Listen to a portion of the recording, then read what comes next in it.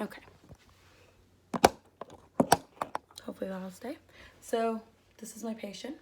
I would go ahead and I would go into my room. I would check for any environmental safety issues. So I make sure that the bed's down, that the all 4 bed breaks are on, that the 2 rails are up, that my patient was looking good and everything was okay.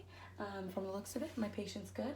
I would introduce myself, so I would tell him that my name is Jessica Gletta. I am a second-year nursing student, and I would be telling him that I'm administering subcutaneously, I would just say that I'm administering it into his stomach, enoxaparin, and it was already done on his right middle side, so I'm going to go ahead and give it on his left. I forgot a alcohol swab, so I just have to go grab that.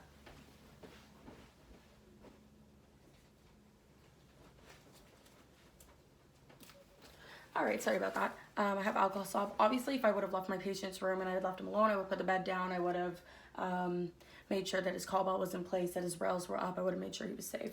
So I'm gonna go ahead and don my clean gloves, which I also left in the other room.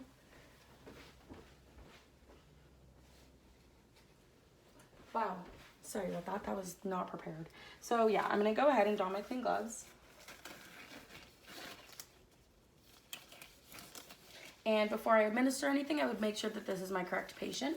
So I would not only verbalize it with him, but I would have my sheet with me, like the chart, and I would see here that it says Sid Garland and his date of birth is correct as well, along with his MRN number. So this is for sure Sid Garland, but I would also verbalize it and make sure and ask him myself, like, if this is him.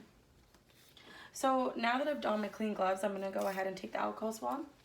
And as I already said, it was given in his right middle quadrant. So I would go ahead and administer it in his left middle quadrant with a subcutaneous injection. If you can pinch more than 2 inches, then you would administer it at a 90-degree angle. And if it was less than 1, then you would do it at a 45-degree. So I'm able to get about 2 inches. So I'm gonna go ahead and administer it at a 90-degree angle. So I'm just wiping him down. So that area is now clean. And I would just wait the appropriate amount of time for it to dry, like a minute. So I'm gonna go ahead and pinch the skin with, this is a little bit difficult because I'm left and I'm left-handed, but pinch the skin with my hand and then administer it while still pinching the skin. So it's in, and I'm administering it slowly, still pinching the skin.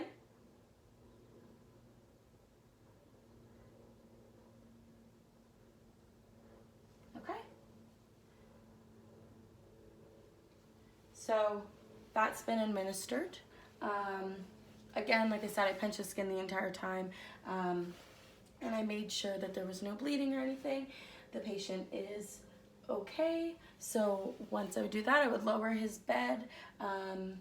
I would give my health teachings. So I would tell him that to look for any bruises. If he was feeling any pain, he could call me. I would tell him that this is an anticoagulant. So there is a higher risk for bleeding.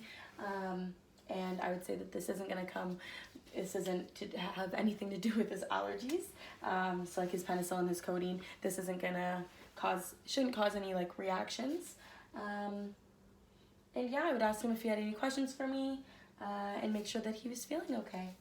And that if he needed anything, call me. I would put his call bell in place, and then I would let him be. And then once I've done that, it'd be time to get rid of everything. So I would administer this or dispose of this in the correct bin. So this would go in the sharps. This is a safety lock. I just put it up. And basically so you can dispose of it without pinching yourself. And yeah, and then these would go in biohazard, same with the alcohol swabs. And yeah, that's it. Thank you.